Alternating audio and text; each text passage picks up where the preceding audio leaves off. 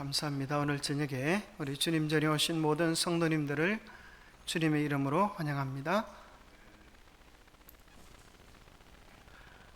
이제 전도회가 가까워져 오고 있습니다. 혹시 가능하면 여러분들이 구도자들을 등록을 시켜주면 좋겠어요. 거기 누르면 여기 이제 스캔해 보면 등록처가 나옵니다. 거기 눌러서 이제 자기가 듣고 싶은 세미나를 신청할 수가 있고, 자기 연령대, 관심 분야 이런 것들을 적으면 정확하게 우리가 집계하기가 좋습니다. 사실 이제 구미교회하고 또 울산 서부교회가 이런 식으로 했었는데, 그렇게 다 등록을 하면 모든 교인들도 등록을 한다 그래요. 등록을 하면은 이제 어떻게 하는가 하면 여기 이제 등록자들을 위하여 명찰을 딱 준비합니다. 그러면 딱 들어올 때부터 분위기가 여기는 폼나는 세미나구나 이런 분위기가 딱 나도록 그렇게 합니다. 그래서 가급적이면 우리 교인들도 등록을 해가지고 내가 저녁 집회 오겠다 딱 이렇게 하면 전체적인 분위기들이 딱 준비되고, 또 우리 7시에 모여서 우리가 준비해야 될 게 안내자들, 또 차량 운행자, 차량 봉사자, 또 등록자, 요 앞에 나와서 진행하는 분들, 이렇게 4팀이 필요할 것 같습니다. 우리가 기도하고 잘 준비하여서 새로 오신 분들에게 교회가 잘 준비되어 있는 그런 모습들을 보여주면 참 좋을 것 같아요. 그래서 그분들에게 있어서는 또 세미나기도 하지만은 장소가 교회이기 때문에 그분들의 마음속에 교회에 대한 생각들을 지워버릴 수가 없어요. 장소가 교회고 그렇게 하기 때문에. 그래서 아마 멤버를 그렇게 하시는 분들 중에, 거기 신청하는 분들 중에 교회라고 하는 장소를 보고 또 절에 열심히 다니시는 분들은 교회 오는 것 자체를, 세미나를 해도 끄려하기 때문에 안 오는 분도 있고 좀 그런 것 같아요.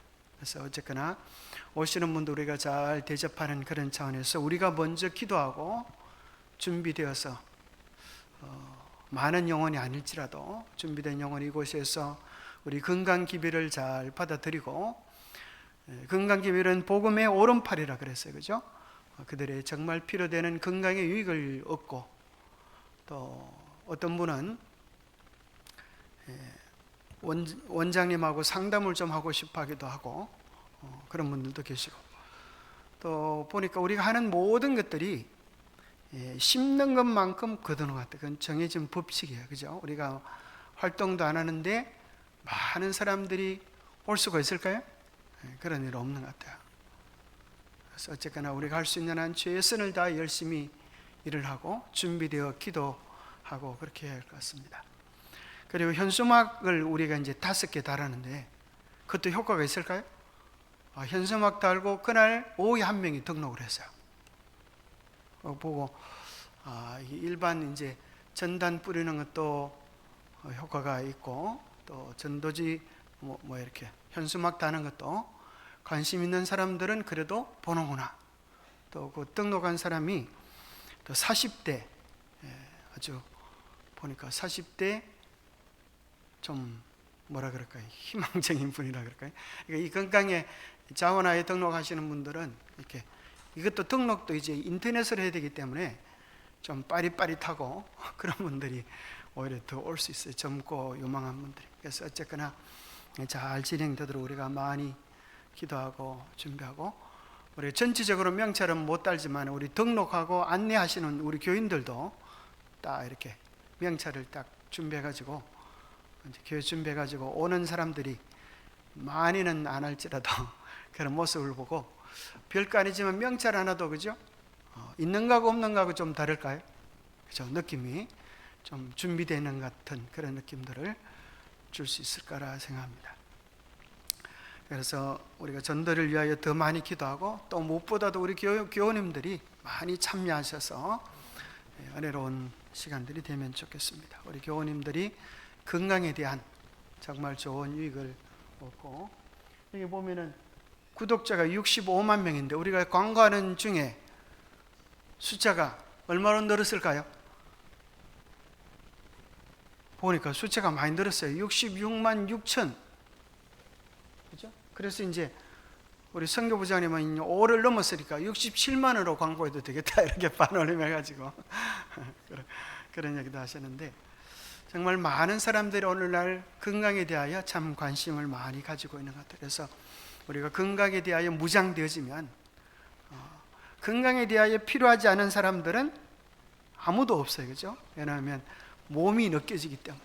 그래서 영적인 일은 보이지 않지만 몸은 실적으로 느껴지기 때문에 우리가 건강 요리들, 또 남을 위하여 봉사하는 이런 일들을 잘 준비할 수 있으면 좋겠다고 생각합니다. 자, 오늘은 말씀 향기 제2과, 여러분들이 공부를 안 한 것은 아니지만은 어떻게 좀 더 효과적으로 이것을 이웃에게 소개해 줄 수 있을까, 그런 차원에서 좀 나누어 봅니다. 기억절 한번 같이 읽어보겠습니다. 시작. 너희가 성경에서 영생을 얻는 줄 생각하고 성경을 상고하거니와 이 성경이 곧 내게 대하여 증거하는 것이로다. 요한복음 5장 39절 말씀. 여러분, 성경을 읽는 궁극적인 목표가 뭐라고요? 뭐라고요? 영생이라고 그랬어요. 그죠? 성경은 우리에게 영원한 생명을 주는 책이다. 세상에 그런 책이 성경 외에 있을까요?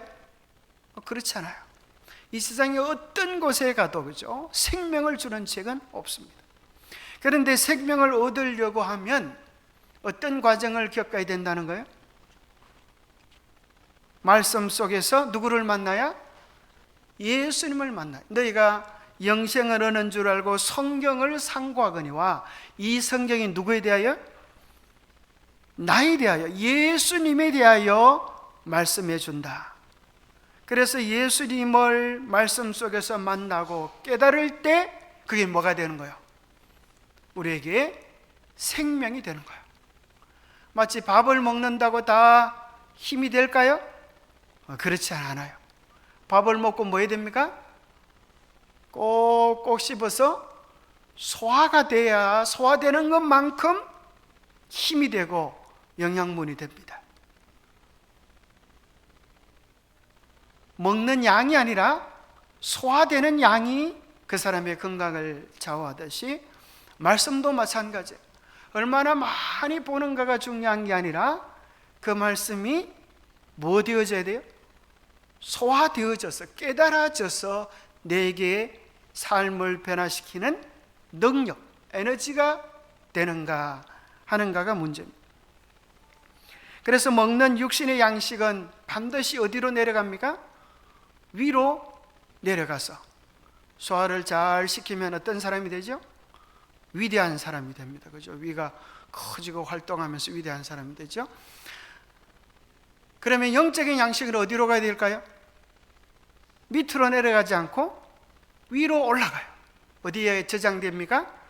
영적인 위인, 두뇌 속에 머물러서 뭐가 되어져야 돼요? 이것도 역시 소화가 되어져야 돼요.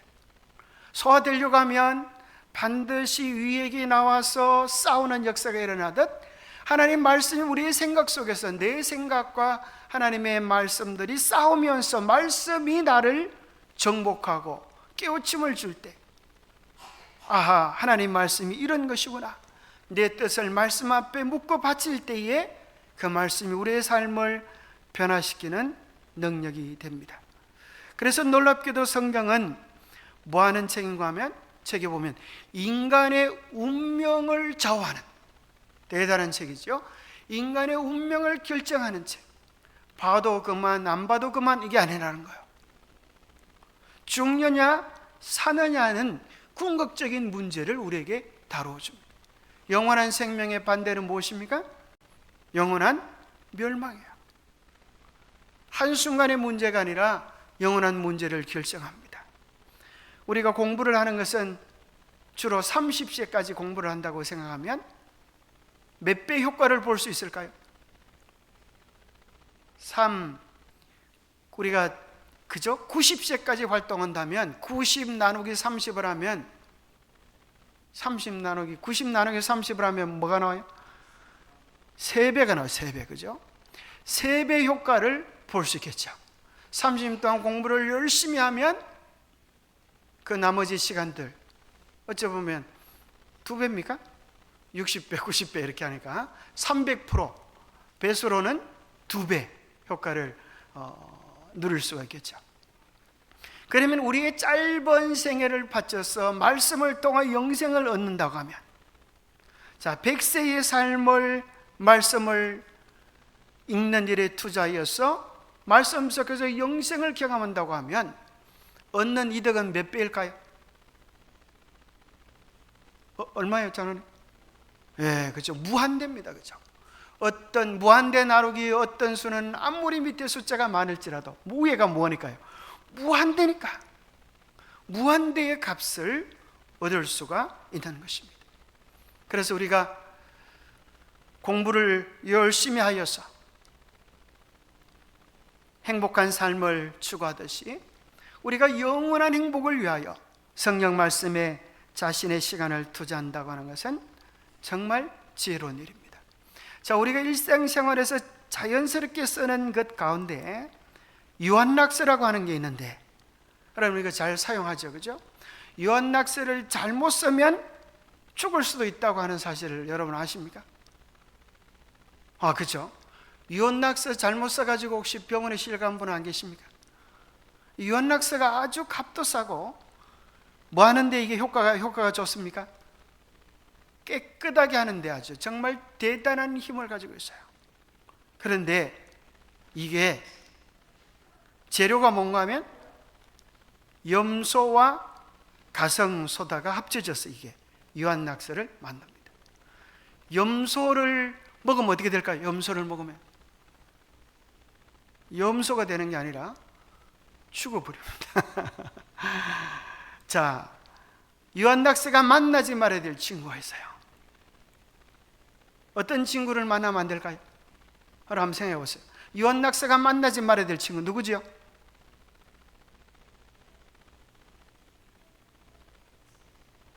별로 어려움을 안 당해 보신 것 같아요. 첫 번째는 누구를 만나지 말아야 되는가 하면 뜨거운 물과 사용하면 절대 안 됩니다. 왜 그럴까요? 뜨거운 물과 사용하면 염소라고 하는 가스가 나와요. 그래서 그것이 여러분들의 목숨을 위태롭게 할 수가 있어요. 그리고 어떤 사람은 좀 더 이것의 효과를 강화시킨다고 다른 세제와 섞어서 사용하려고 하는 분도 계셔요. 그것도 위험한 짓입니다. 이렇게 좋은 유한낙서를 분무기에 넣어가지고 이렇게 뿌리면 코로나도 예방할 수 있겠네, 그렇게 생각해서 뿌렸다가는 절단이 나는 겁니다. 아주 유용한 도구지만 잘못 사용하면 목숨도 앗아갈 수가 있어요.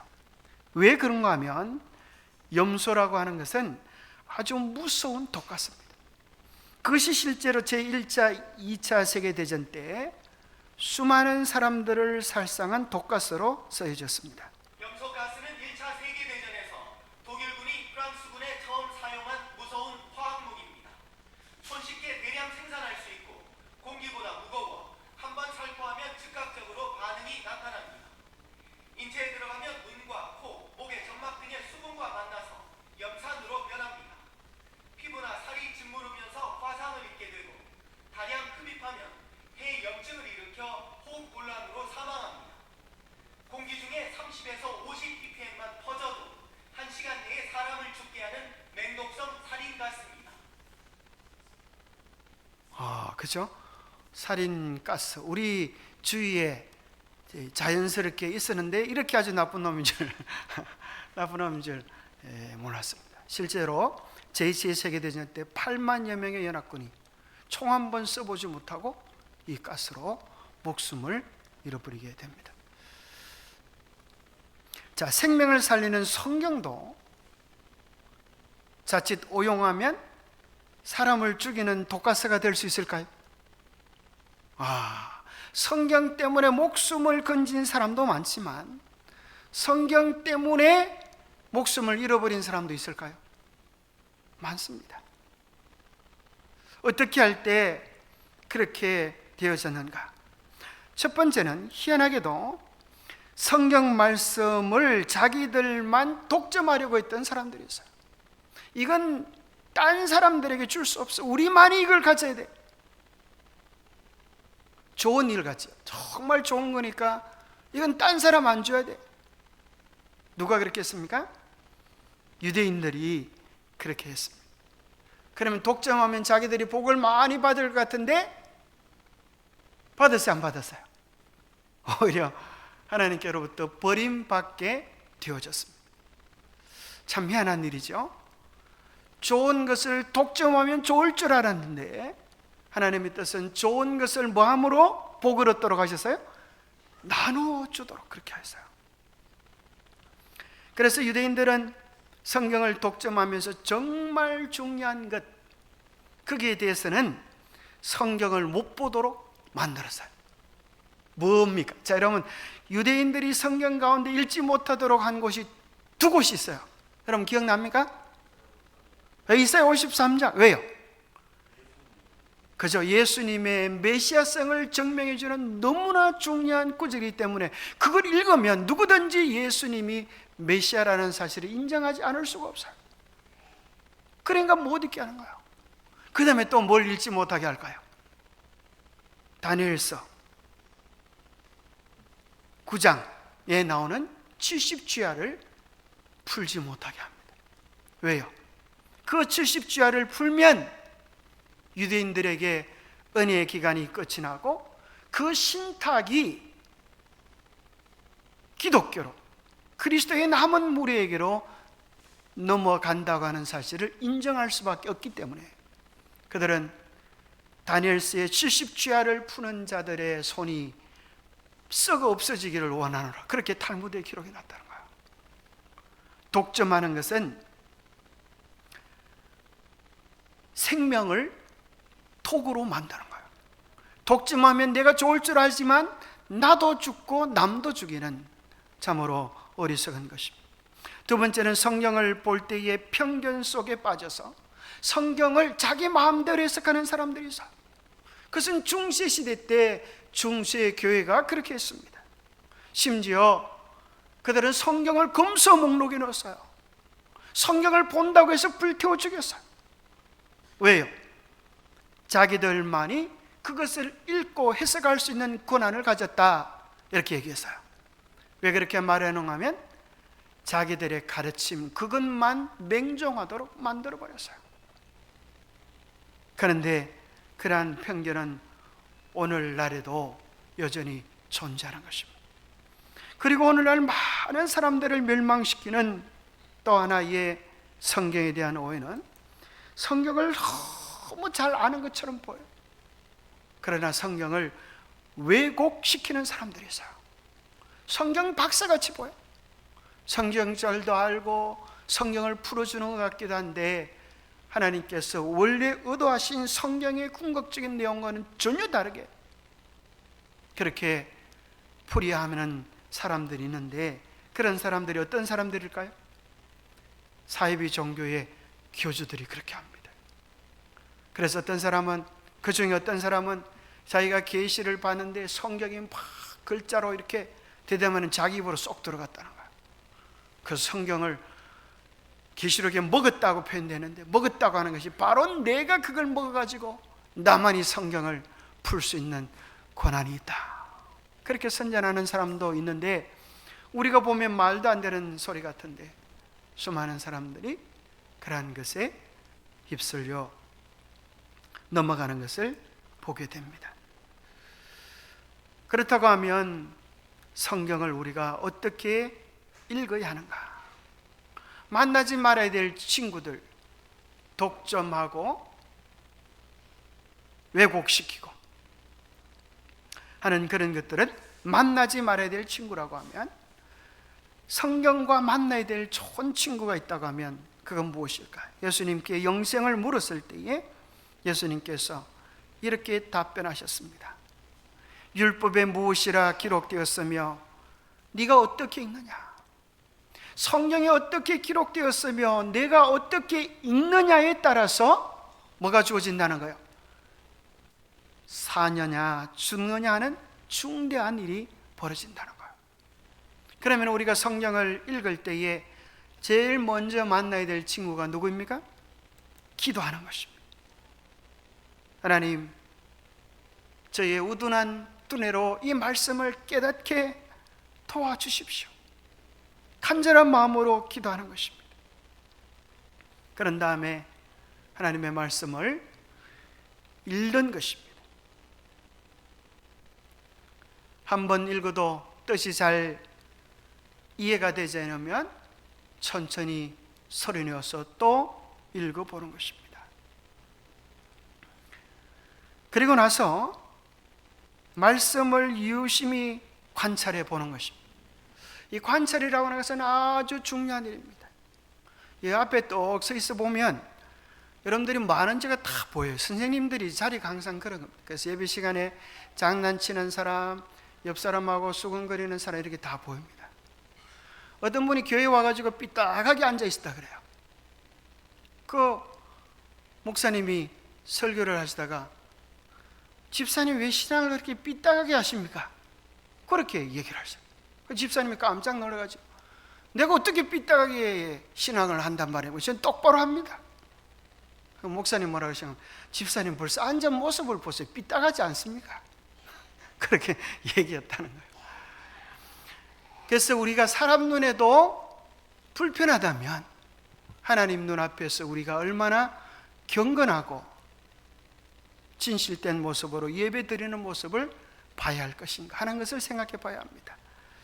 그래서 명탐정 콜롬보와 보통 탐정이 다른 이유는 뭐가 틀려요?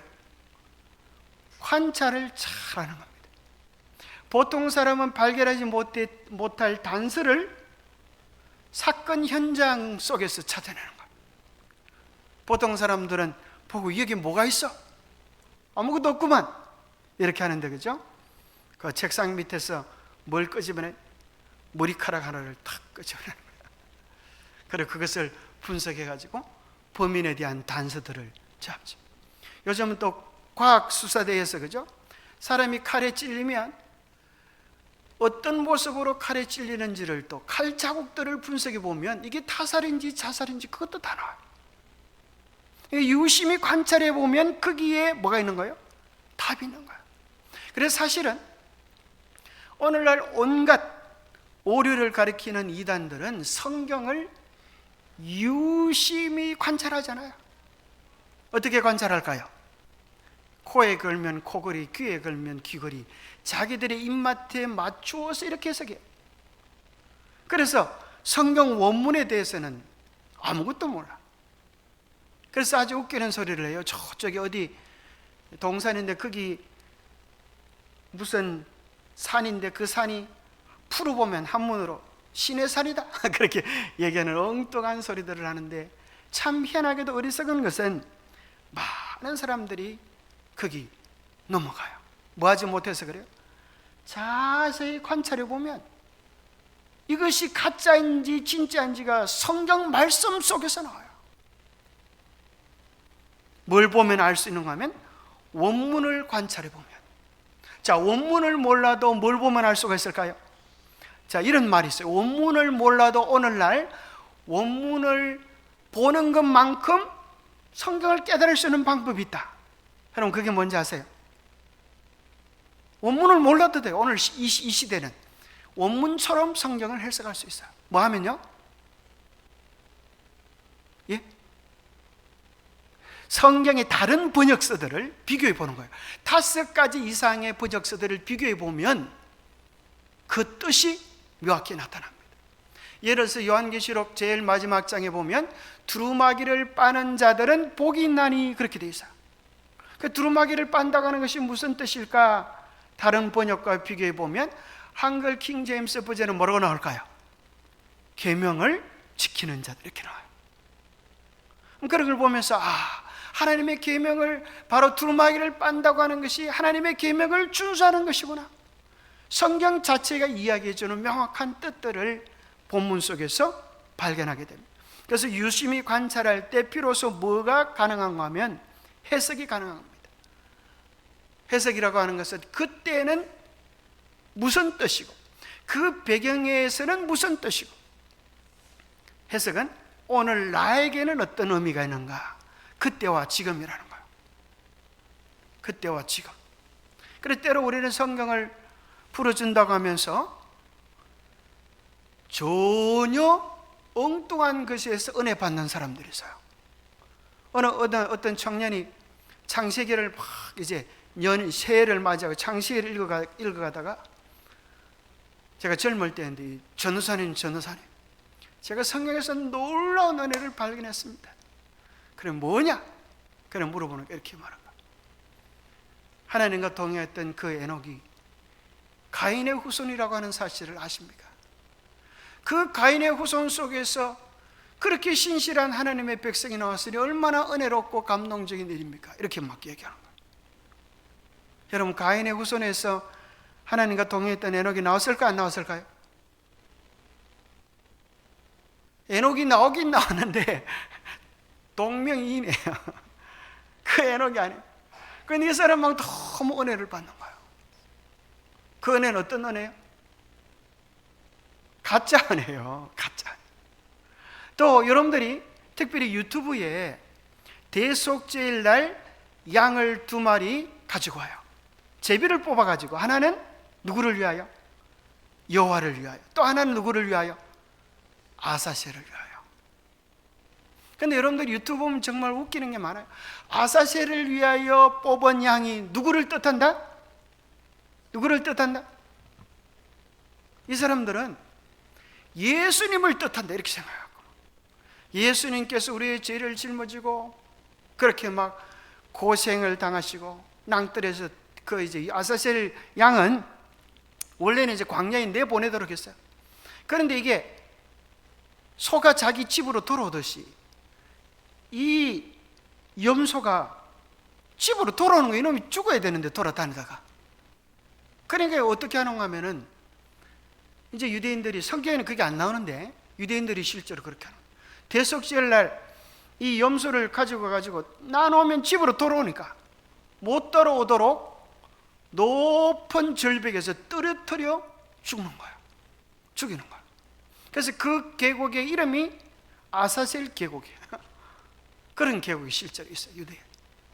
그래서 궁극적으로 죄의 원형인 사단이 죄에 대한 궁극적인 책임을 지고 영원히 멸망하는 법적인 공의성을 이야기해 주는 것인데, 여러분들이 아사셀 염소의 뜻 이렇게 해갖고 막 유튜브에 찾아보면 예수님께서 우리의 죄를 짊어지시고 이렇게 고생당하시고 죽으셨다, 막 은혜 받는 것들이 엄청 많이 나와요. 근데 제가 다음 기회에 한번 아사셀이 왜 사탄을 뜻하는가에 대한 성경적인 근거를 보여드리겠습니다. 정확하게 보면, 대충 보면 누구로 보이는 거면 예수님으로 보여요. 희한하죠.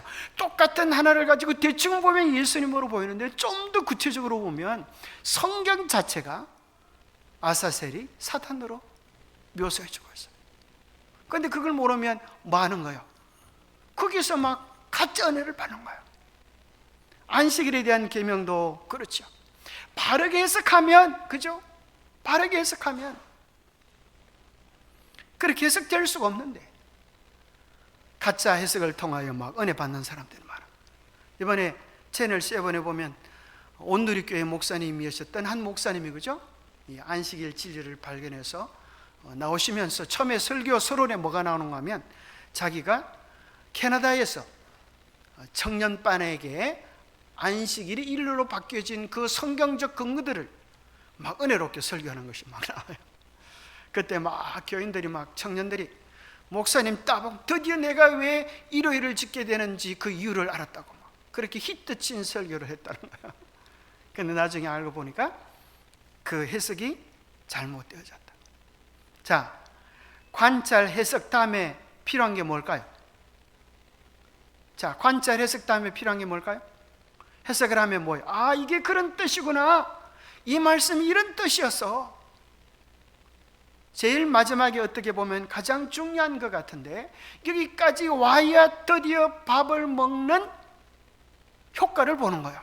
약을 먹는 효과를 보는 거예요. 그게 뭘까요? 제일 마지막 단계가 뭘까요? 적용이에요, 적용. 자, 정말 중요한 것은 여기까지 와야 되는 거예요. 적용이 뭐예요? 하나님 말씀을 어디다 적용을 시켜요? 내 삶의 현장에 적용을 시켜요. 하나님 말씀을 다른 사람에게 적용을 시키면 늘 싸움이 나요. 집사님이 똑바로 살아야지, 장로님이 똑바로 살아야지, 말씀도 몰라. 여러분 기억하세요. 말씀은 항상 어디다 적용시켜야 돼요? 나를 향하여 주시는 하나님 말씀. 그래서 요한복음 5장 39절에 보면은 모든 성경의 주인공이 누구예요? 예수님이고 또 하나의 주인공이 있는데 그게 누구예요? 그게 누군가 하면 나예요. 그래서 너희가 그러잖아요. 너희가 영생을 얻은 줄을 생각하고 성경을 상고하거니와. 모든 성경은 누가 누구에게 하시는 말씀이에요? 하나님이 나를 향하여 개인적으로 말씀하시는 말씀이다라고 우리 마음속에 받아들이고 적용되어질 때 뭐가 일어나요? 우리의 삶의 변화가 일어나요. 그래서 우리의 모든 말씀에 대한 태도는 데살로니가전서 2장 13절에 나오는 것처럼 너희가 하나님의 말씀을 받을 때에 사람의 말로 받지 아니하고 하나님의 말씀으로 받음이니 진실로 그러하다. 이 말씀이 또한 믿는 자 속에서 역사하느니라. 뭐라고 믿을 때? 하나님께서 오늘 내게 주시는 말씀으로 믿을 때 우리의 삶을 변화시키는 거예요. 아이고, 저 목사님은 설교를 어떻게 저렇게 재미없게 하셔? 저 목사님만 보면 졸리네? 이런 사람들도 있을 수 있어요. 또 어린아이가 뭔 설교를 해? 어른이 무슨 설교를 해? 초신자가 무슨 설교를 해? 그게 중요한 게 아니라 하나님은 모든 사람을 통하여, 모든 시간을 통하여, 모든 사건을 통하여 뭐 하실 수 있어요? 우리에게 개인적으로 말씀하시는 거예요. 만약에 이곳에 하나님이 와 계신다면 우리가 어떻게 될까요? 그 영광의 광채에 마치 초가 녹는 것처럼 사라져 버릴 수밖에 없어요. 그래서 하나님이 직접 오시는 것이 아니라 말씀을 통하여 우리에게 오셔서 하나님의 말씀으로 인하여 우리가 어둠을 버리고 죄를 버리면서 점점 더 빛으로 가까이 나아가도록 우리를 준비시키는 거예요. 드디어 그렇게 되어졌을 때 빛이신 주님이 이 땅에 오셔도 그 자리에 설 수 있도록 우리가 준비해 나가는 시간들을 이 땅에서 보내는 것입니다. 그래서 관찰, 해석, 적용에까지 이르를 때 비로소 유익이 될 수 있습니다. 그래서 음식을 먹는 과정과 똑같은데, 그죠? 제일 첫 번째는 구강이죠. 구강, 그죠? 참 이빨이 얼마나, 치아가 얼마나 중요한지 뭐해 본 사람만이 알아요? 치아가 없는 사람만이 치아가 빠져본 사람만이 치아가 아파 본 사람만이 알 수 있죠. 얼마나 아픈지, 그죠? 얼마나 힘든지. 혓바닥으로 맛을 느끼는 줄 알았는데 제가 아는 어떤 분이 그러더라고요. 이빨을 몇 개 뽑고 나니까 밥맛을, 음식 맛을 모르겠다 그래요. 그게 진짜인지 모르겠는데 지금 그분은 그렇게 얘기하더라고. 이빨을 몇 개 뽑고 나니까 음식 맛이 뭔지 모르겠다 그래요. 진짜로 그럴 수 있습니까? 하여튼 그분은 저한테 그러더라고. 이빨을 몇 개 뽑고 나니까 음식 맛이 뭔지 도무지 느끼지 않는다. 그래서 혓바닥만 맛을 느끼는 줄 알았더니만은 이 치아가 그렇게 중요한 줄 몰랐다고 그런 얘기를 저한테 해주시는 분이 계셔요. 그래서 밥을 먹으면 반드시 뭐 해야 되는 거예요? 꼭꼭 씹는 경험을 해야만이 뭐가 됩니까? 소화가 되는 거예요.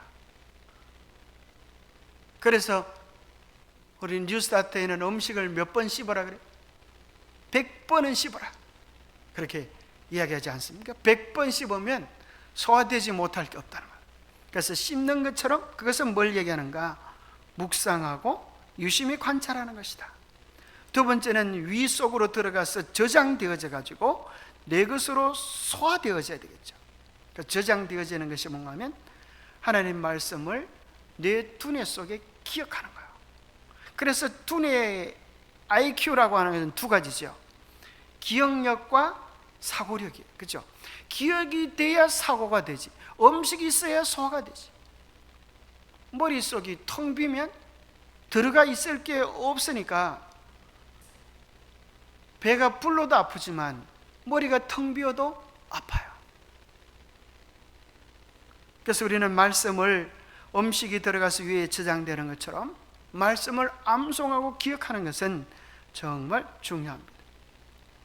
드디어 저장되어진 것이 소화되어져서 이해되어지고 해석되어지고 드디어 내 삶의 에너지로 활용되어질 때, 적용되어지고 실천되어질 때에 우리의 삶을 변화시키는 능력으로 그렇게 올 수 있습니다.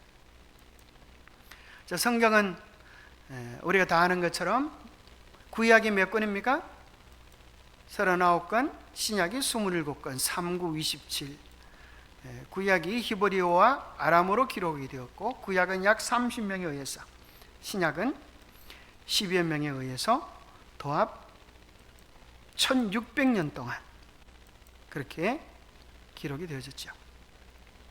자, 여러분 책에는 이렇게 모세오경 또 이렇게 나오는데, 자, 저는 이제 이걸 이렇게 소개하기를 좋아합니다. 모세오경 이렇게 소개하기보다 사람들이 기억하기 좋으려고 하면 그 사람이 알고 있는 마음의 틀이 있어요. 마음의 구조, 이미 알고 있는 틀 속에 성경을 이해하도록 바꿔주면 훨씬 더 이해하기가 쉽죠.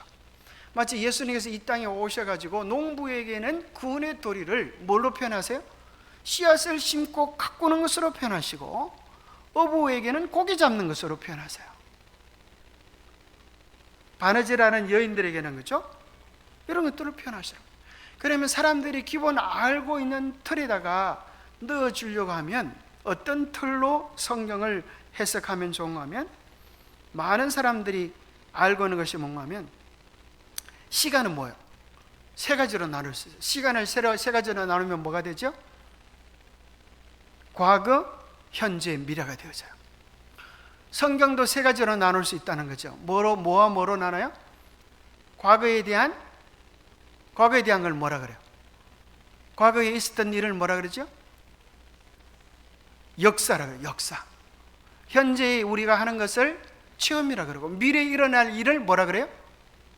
예언이라 그래요. 그러니까 성경도 놀랍게도 구약 성경도 역사서, 체험서, 예언서로 구분되고 신약 성경도 역사서, 체험서, 예언서로 구분되어져요. 그렇게 딱 보기 시작하면 성경이 한눈에 싹 들어와요. 그럼 그렇잖아요? 그래서 구약 성경 속에 구약의 역사를 이해하려고 하면 39권을 봐야 되는 게 아니라 몇 권만 보면 돼요? 몇 권만 보면 됩니까? 17권입니다. 몇 권이요? 모세오경에는 그 앞에 역사예요. 전체적인 구약 성경의 전체 역사를 보려고 하면 창세기부터 어디까지 나오는, 에스더까지 나오는 17권을 보면 구약 성경의 전체 역사가 나와 있어요. 구약 성경의 전체 역사. 그래서 사실은 창세기도 뭐예요? 역사적인 기록이에요. 출애굽도 뭐예요? 역사적인 기록이에요. 그래서 글자 끝에 무슨 자가 붙어 있어요? 기자가 붙어 있어요. 역사적인 기록이라는 소리예요. 그리고 역사서들은 그 책의 이름이 어떻게 정해질까요? 자, 여러분 한번 대답해 보세요. 창세기는 왜 창세기죠? 창세기는 왜 창세기예요?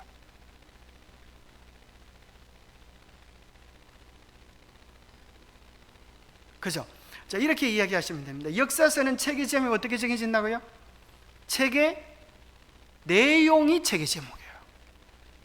이제 그걸 이해하면 엄청 쉽죠. 창세기는 세상을, 글자를 그대로 넣으면 좋겠죠. 세창 들어가니까 세상을 창조한 역사적인 기록이다. 그게 창세기. 출애굽기는 출애굽한 역사적인 기록이다. 레위기는 레위 지파들이 무슨 일을 했는가에 대한 역사적인 기록이다. 그럼 민수기는 민수가 무슨 짓을 했는가에 대한 기록이에요. 민수기는 뭐예요? 숫자, 백성 민자 헤아릴 숫자, 백성들의 숫자를 헤아려서 가는 이야기인 것 보니까 뭐 할 때 숫자를 헤아려요? 소풍 갈 때. 그래서 이스라엘 백성들의 광야 여행에 대한 이야기가 나온다는 거예요. 신명기는 펼칠 신자, 계명명자. 모세가 죽기 전에 다시 한번 십계명을 해석해 주고 다음 세대를 위하여 설교하는 내용이 기록되어져 있다. 그죠?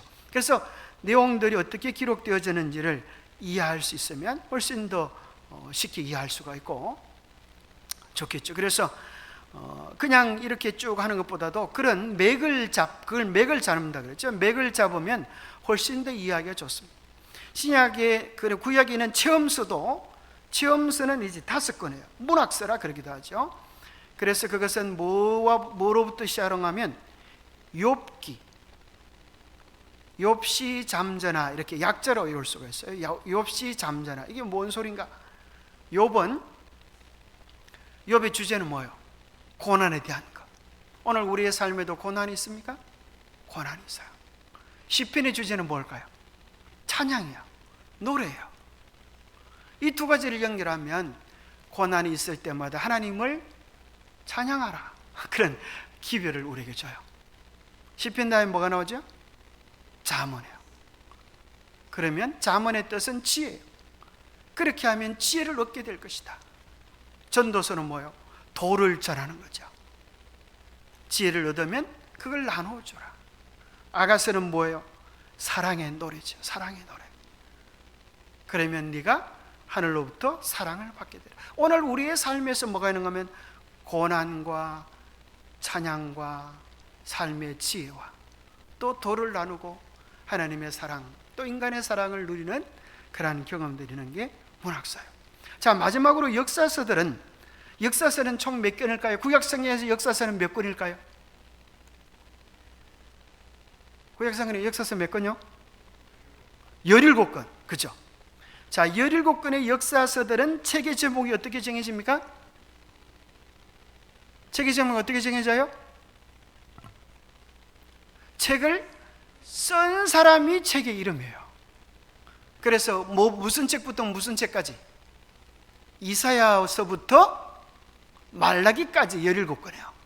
그래서 말라기는 누가 썼을까 걱정할 필요가 없어요. 그죠? 말라기가 쓴 거예요. 자, 여기서 우리가 중요하게 생각해야 될 것은 이것이에요. 그러면 그와 마찬가지로 신약 성경도 그렇게 정리될 수 있을까요? 자, 신약 성경의 역사서는 몇 권입니까? 자, 우리 빨리 넘어가 봅시다. 예배도 마쳐야 되니까. 신약 성경 역사서가 몇 권이에요? 신약 성경 역사서가 몇 권이에요? 5권. 그래서 놀랍게도 성경은 원래 성경의 편집자들이 이런 순서로 기록을 해보는 거예요. 이런 순서로 창세기가 제일 먼저 기록했을까요? 아니에요. 욥기가 제일 먼저 기록했을까요? 그런데 이런 역사적인 배경, 과거, 현재, 미래의 배경으로 성경의 순서를 정한 거예요. 신약 성경에도 역사서가 5권이 나오는데 어디서부터 어디까지요? 마태복음부터 사도행전까지. 그러면 신약의 역사가 다 나오는 거예요. 그러면 나머지들은 다 뭐예요? 편지서. 서라고 하는 것은 편지라는 소리죠. 사도 바울이 복음을 전한 사도 바울의 서신이 총 몇 권이에요? 14권. 또 공동서신이라고 말하는 것은 몇 권이요? 7권. 자, 공동서신은 어떻게 해서 책 이름이 정해져요? 책을 쓴 사람의 이름이 공동서신의 저자들이에요. 사도 바울의 책 이름, 바울 서신 어떻게 책 이름이 정해져요? 편지를 받은 교회와 사람의 이름이 사도 바울 서신의 이름이죠. 그러면 자, 가장 중요한 마지막 한 가지만 하고 마치겠습니다. 신약 성경에서 예언서는 몇 권이에요? 한 권밖에 없다는 거.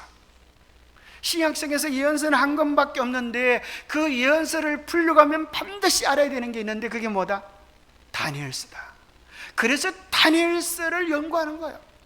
다니엘서를 모르고 요한계시록을 푼다고 하는 것은 반드시 남의 다리 꺾는 지경이 되어버려요. 그래서 우리가 사람들에게 이런 성경의 흐름과 더불어서 다니엘 계시록의 중요성을 이야기하면 납득할 수밖에 없겠죠. 그리고 마지막으로 찬미 하나 부르고 기도하고 마치겠습니다.